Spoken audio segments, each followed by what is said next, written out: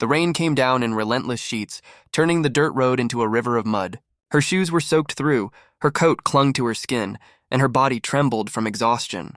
Each step felt heavier than the last. Emily didn't know where she was going anymore, only that she couldn't stay where she had been. The bruises on her arms had faded, but the fear hadn't. She'd left everything behind 2 days ago. The small apartment, the little job that barely paid, and the man who had promised to love her but left her with nothing but scars and silence. Now she had no family, no money, and nowhere to run. Her stomach growled, but there was no food. Her last dollar had gone to a bus ticket that ended in the middle of nowhere, a small Texas town with one gas station and a handful of ranches. She had walked for hours since then, hoping for a miracle. By the time she saw the faint glow of a barn light in the distance, her knees were trembling.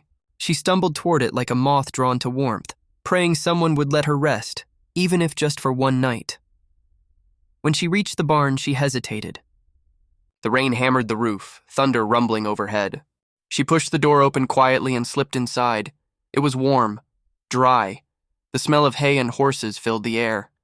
She found an old blanket on a crate and wrapped herself in it, curling up in the corner. For the first time in days, she felt safe enough to close her eyes.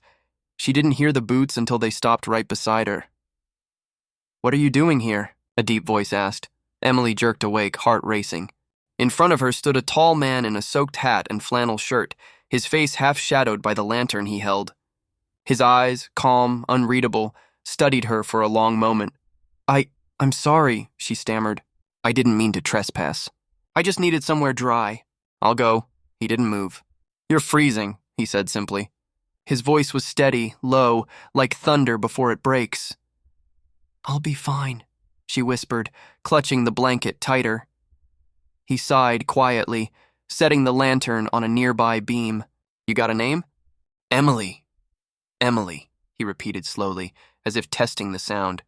"I'm Luke," she nodded nervously. "I'll leave as soon as it stops raining."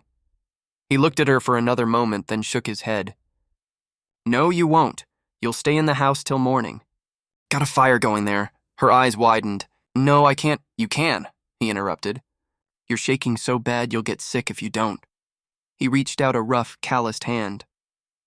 For a moment, Emily hesitated. But something in his eyes, quiet strength, maybe kindness, made her trust him. Slowly, she took his hand. It was warm, steady. He led her to the small ranch house a few hundred yards away. Inside, the glow of the fireplace painted the walls gold. The air smelled of wood smoke and coffee.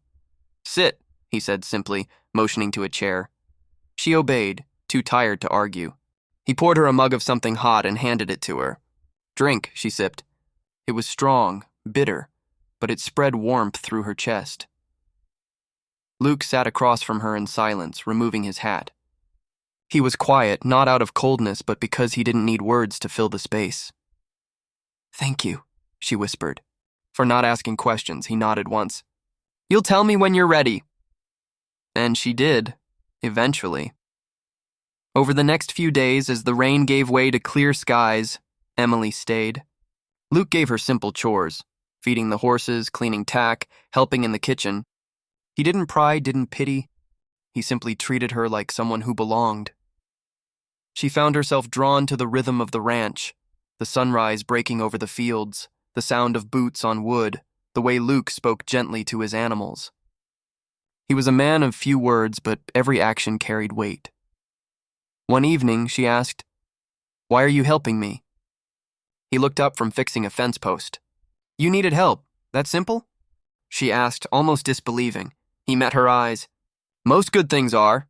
For the first time in years, Emily smiled. Days turned into weeks. The bruises on her heart began to fade. She learned how to ride, how to breathe again.